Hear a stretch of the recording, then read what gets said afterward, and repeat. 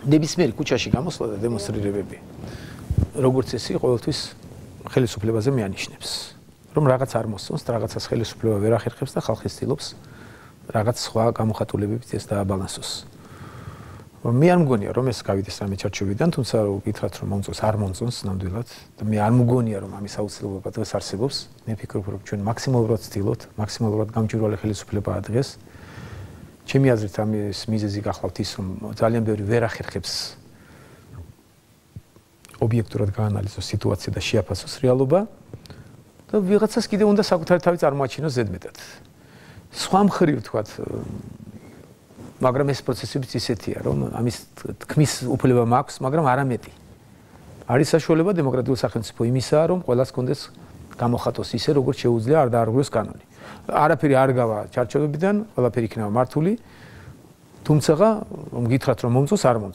არ მომწონდა არც ის რაც მოხდა სპორტის სასახლეში და არ მომეწონება არც ის რომ კიდევ რაღაც ძალებს უნდათ სახელმწიფოს ფუნქცია შეასრულონ და ჩაენაცვლონ ნაწილობრივ მაინც მაგრამ რა ვქნათ